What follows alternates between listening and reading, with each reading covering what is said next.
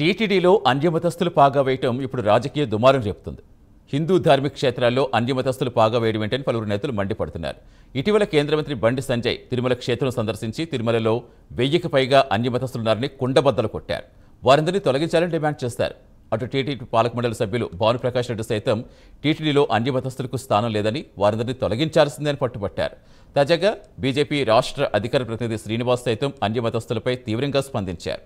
TTD అధికారి ఇలియాజర్ అనే వ్యక్తి తన కారుపై క్రైస్తవ మతం ఆరాధించాలని స్టిక్కర్ వేసుకుని మరీ ఉద్యోగం చేస్తున్నట్టుగా మండిపడ్డారు. అయితే ఈ విషయం ఇంత వివాదమవుతున్న టీటీడీ ఈవో శ్యామలరావు మాత్రం స్పందించడం లేదు. దీంతో భక్తులు తీవ్రస్థాయిలో మండిపడుతున్నారు.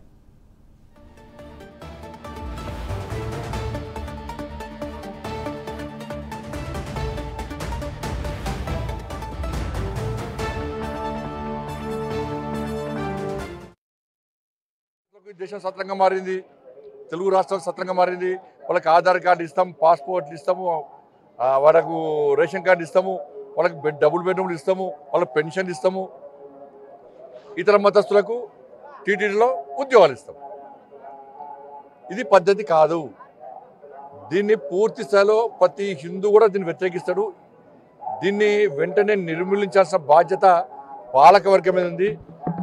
ఇవాళ బయట మొత్తం చర్చ జరుగుతున్నది, తెలుగు రాష్ట్రాల్లో చర్చ జరుగుతున్నది. నిన్నగాక మొన్న మీరు ఒక ఉద్యోగస్తుని సస్పెండ్ చేశారు. అంటే బయటకు వస్తేనే మీరు సస్పెండ్ చేస్తారు తప్ప దీని మీద ఒక విచారణ జరిపి ఎవరెవరు ఉన్నారు, ఎవరెవరు ఈ సనాతన ధర్మానికి వ్యతిరేకంగా టీటీడీ నిబంధనలకు వ్యతిరేకంగా వ్యవహరిస్తున్నారో ఎందుకు మీరు ఎంక్వైరీ చేస్తున్నారు, ఎందుకు నిర్మూలించలేకపోతున్నారు? ఇది ఓట్ బ్యాంక్ పాలిటిక్స్ కాదు. ఓట్ బ్యాంక్ పాలిటిక్స్ కోసం కూడా టీటీడీని ఉపయోగించుకుంటే అంతకన్నా మూర్ఖత్వం ఇంకోటి కాదు, ఈ పిరిగితనం ఇంకోటి కాదు. నేను దయచేసి మళ్ళీ విజ్ఞప్తి చేస్తున్నా, ఇది ఏ ఒక్కరి ఆస్తి కాదు, ఇది హిందువుల ఆస్తి. స్వామివారి విశ్వాసం నమ్మకం హిందువుల యొక్క ఆస్తి తిరుమల తిరుపతి దేవస్థానం. అటువంటి ప్రాంతంలో ఇతర మతస్థులకు ఉద్యోగాలు ఇచ్చేటువంటి పరిస్థితి నుంచి బయటికి రావాలి. ఉన్న ఉద్యోగస్తులను వెంటనే తొలగించాల్సిన బాధ్యత ఇవాళ టీటీడీ పాలక మండలి ఉన్నది.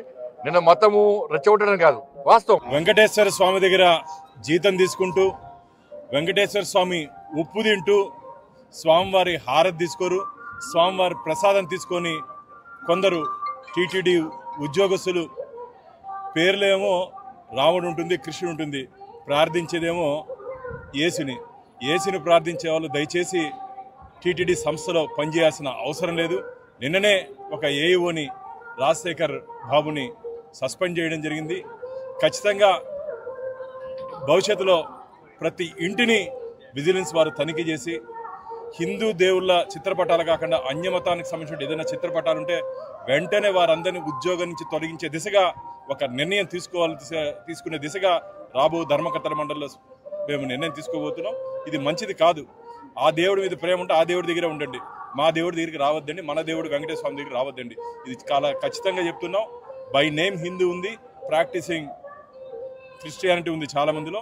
నేను తీవ్రంగా చెప్తున్నాం, ఇది రాజకీయ వేదిక కాదు కాబట్టి ఇంతటితో పరిమితమవుతున్నాం. పరిణామాలు మాత్రం చాలా తీవ్రంగా ఉండబోతాయి.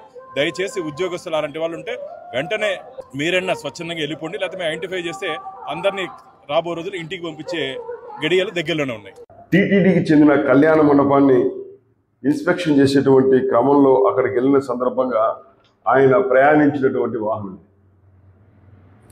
ఆయన ఈ వాహనంలో టీటీడీ కళ్యాణ మండపం చేరుకొని రాత్రి అక్కడ బస చేసి చేతిలో బైబిల్ చేత పట్టుకొని అక్కడ అడిగిన వాళ్ళందరికీ ఇది నా వ్యక్తిగతమైన విషయము, నేను ఇక్కడ వ్యక్తిగతంగా ఏ మతాన్ని ఆరాధించాలో ఎవరో చెబితే వినాల్సిన అవసరం లేదు అని అడిగితే అక్కడ ఉన్నటువంటి కొంతమంది మీరు శ్రీవారి నిధులతో జీతాలు తీసుకుంటూ ఈ రకంగా ఇతర మతాలలో సంబంధించినటువంటి సందేశాలు బైబిల్ పట్టుకొని ప్రచారం చేయడం మంచిది కాదు కదా అంటే, ఇది నా వ్యక్తిగతము, నన్ను ఎవరు అడగడానికి లేదు అని సమాధానం ఇచ్చారు.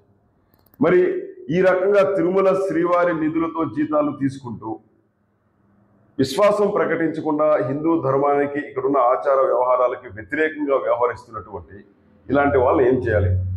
ఇప్పటికే టీటీడీ కళ్యాణ మండపాలకు సంబంధించినటువంటి ఏఈఓ కావచ్చు, ఆ కళ్యాణ మండపం టీటీడీ ఇన్ఛార్జిగా ఉన్న మేనేజర్ కావచ్చు, వీళ్ళందరూ కూడా టీటీడీ ఉన్నతాధికారుల యొక్క దృష్టికి తీసుకెళ్ళడం జరిగింది. మా పార్టీ టీటీడీ బోర్డు మెంబర్ కూడా దీన్ని ఈవో గారి దృష్టికి కూడా తీసుకెళ్ళడం జరిగింది. నేను డిమాండ్ చేస్తున్నాను వెంటనే